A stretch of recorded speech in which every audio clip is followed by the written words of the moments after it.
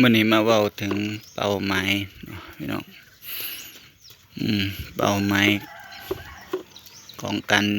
เลี้ยงงูอันนี้เป็นมุมมองผมนะพี่น้องมุมมองของผมนี่ผมก็คิดว่าถ้าเฮาทุนน้อยเนาะเช่นผมนี่แหละเป็นคนบ่มีเงินเป็นคนทุนน้อยก็สิคอยเลี้ยงเนาะสะสมไปก่อนเนาะจากปี1 ถึง 2 ปีเนาะก็คิดซะว่าเลี้ยงงัวพี่น้องผมเองนี่เคยเลี้ยงงัวเลยพี่น้องเลี้ยงหลายตัวเลยก็ว่าได้เนาะพี่น้องประมาณสักหลายปีที่ผ่านมาเลี้ยงประมาณ20 กว่าตัวซึ่งก่อนสิได้งัวมากแต่ละปีนะพี่น้องเนาะแต่ละตัวนี่มันใช้เวลาเช่นเลี้ยงเริ่มต้นจาก2 ตัวนี่ตอนเราเลี้ยงไปขายไปนี่มันสินะเรียกว่าบ่มีรายได้เป็นก่อนเป็นกำนะพี่น้องอันนี้ผมเข้าใจด้วยพี่น้องผมเข้าใจว่าเนาะทุกคนนั้นมีภาระค่าใช้จ่ายนะแต่ว่าเราต้องมีไมซ์เซ็ตนำพี่น้องเราต้องวางแผนให้ดีนะก่อนเราสิเลี้ยงอย่างนี้โดยเฉพาะการสำรองไว้เกษียณนี่สำคัญพี่น้องการเริ่มต้นนี่บ่แม่นว่าถ้าแต่อายุ60ก่อนจังสิเฮ็ดมันบ่แม่นพี่น้องมันต้องเริ่มปูพื้นทางไปตั้งแต่ประมาณสัก50หรือ55นะเดี๋ยวผมสิพายางเบิ่งคอกไปนำเว้าไปนำก็คอกที่เฮ็ดนี่ก็เรียกว่าลงทุนหลักร้อยละหมูนี่เริ่มซื้อมานี่ตั้งแต่ลูกมูลประมาณ10 โลถ้าจำไม่ผิดนะ10 ถึง 12 โลนี่พี่น้องนึกภาพเด้อ10 โลมันกับใหญ่หรอกแต่ตอนนี้อยู่ประมาณ7 ถึง 80 โลแม่หมูตัวนี้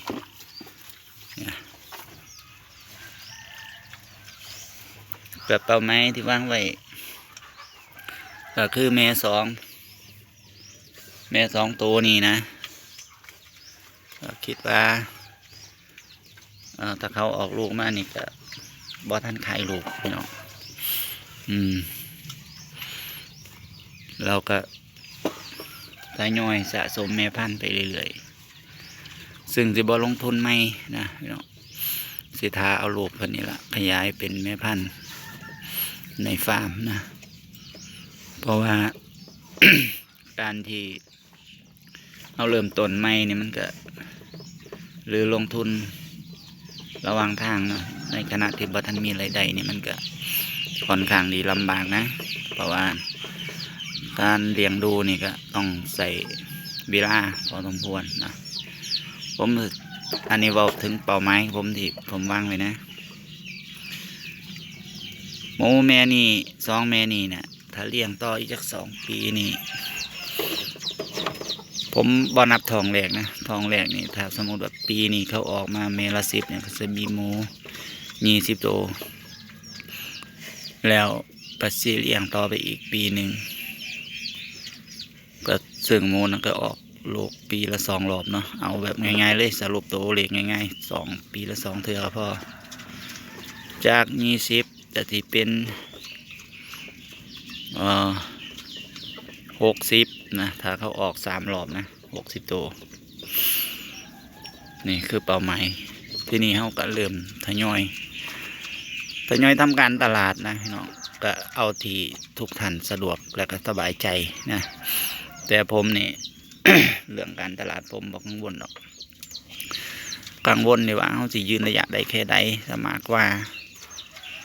เนาะพี่น้องผมบอกกังวลเรื่องการตลาดการที่เฮ็ดยังก็แล้วแต่นี่ถ้ามันบ่ทันเติบโตนี่อย่าเฝ้าคิดถึงเม็ดเงินมันจะเฮ็ดให้เราทุกข์เพราะฉะนั้นเราเลี้ยงไปก่อนนะการตลาดนี่ขอให้เรามีหมูเถอะนะช่วงนี้บ่พอขายสมพี่น้องไทยบ้านเพิ่นเลี้ยง ผมไปตะเวนมาแล้ว มีแต่ผู้อยากเลี้ยงเพิ่มมันว่าสันเพราะว่ามีพ่อค้าจากหลายพื้นที่เลยมาตะเวนซื้อหมูนะซึ่งบางคนก็ว่าสิเลิกเลี้ยงแล้วโลขายแบบนี้จะคิดยังไงอีกว่าที่เอามาเลี้ยงไม่เหมือน